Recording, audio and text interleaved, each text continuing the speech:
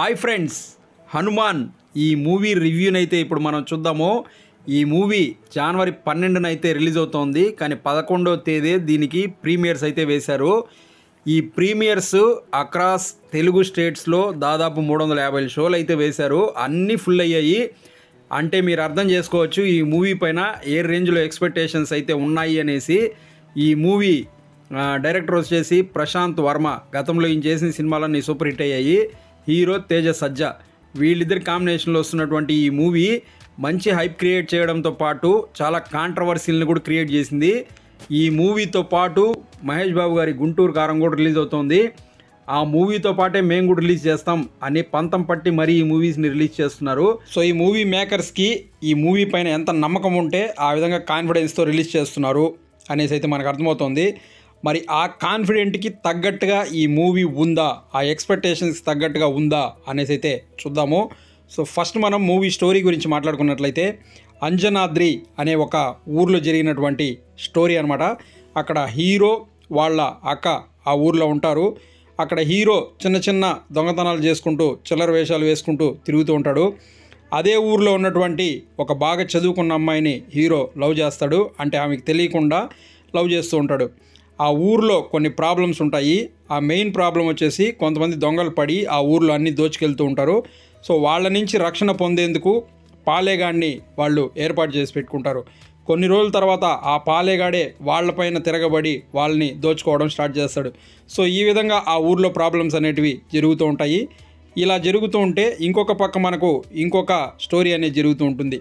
అదేంటి అంటే, main villain ఎవరైతే ఉన్నాడో అతను చిన్నప్పటి నుంచే సూపర్ హీరో అవ్వాలి అనుకుంటూ ఉంటాడు. అందుకోసం ఏమన్నా చేస్తూ ఉంటాడు. ఇతనికి కొన్ని సూపర్ శక్తులు ఉన్నటువంటి ఒక వ్యక్తి కనిపిస్తాడు. ఆ వ్యక్తి ఎవరంటే మన హీరో. ఇతని దగ్గరికి ఆ విలన్ వచ్చి ఏం చేశాడు అనేది మనకు మూవీలో చూడాల్సి ఉంటుంది. సో అందరిలాగే నార్మల్గా ఉన్నటువంటి హీరోకి ఒక ప్రమాదం జరిగి ఆ ప్రమాదంలో నుంచి ఇతనికి కొన్ని శక్తులు అనేటివి రావడం జరుగుతాయి అన్నమాట.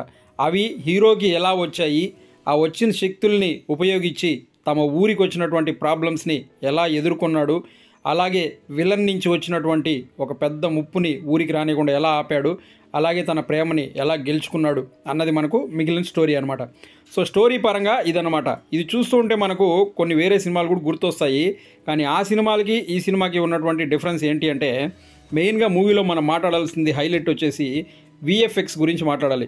సో మూవీకి పెద్ద మేజర్ ఎసెట్టే విఎఫ్ఎక్స్ అని చెప్పొచ్చు. మనకి ఇందులో హనుమంతుడిని చూపించేటప్పుడు వచ్చేటటువంటి గ్రాఫిక్స్ ఏవైతే ఉంటాయో అవి మూవీకే చాలా చాలా హైలైట్ అని చెప్పొచ్చు. ఎక్సలెంట్గా చేశారనమాట విఎఫ్ఎక్స్ని. సో నెక్స్ట్ మాట్లాడాల్సింది మూవీలో మ్యూజిక్, బీజిఎమ్స్ గురించి మాట్లాడాలి. ఒక నార్మల్ సీన్ని కూడా ఒక హై లెవెల్కి తీసుకెళ్లే విధంగా అయితే బీజిఎమ్స్ ఉంటాయి. మూవీలో మనం చూస్తున్నంతసేపు లీనమైపోతాం అనమాట.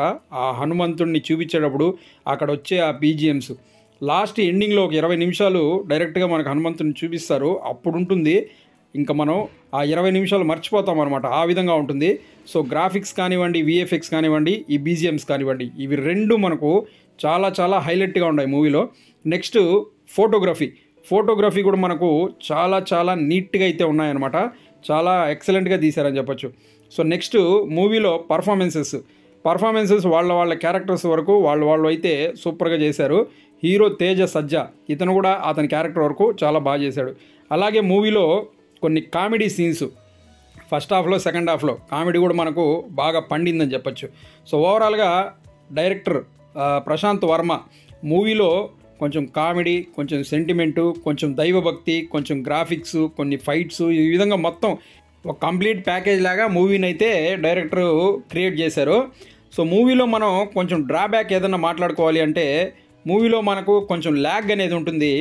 ఫస్ట్ హాఫ్లో కూడా సెకండ్ హాఫ్లో కూడా అక్కడక్కడ మనకు కొంచెం ఇది ల్యాగ్ అవుతా ఉంది అన్నట్టుగా అయితే అనిపిస్తుంది. అది తప్పనిచ్చి మిగిలిందంతా చాలా చాలా సూపర్గా ఉంది.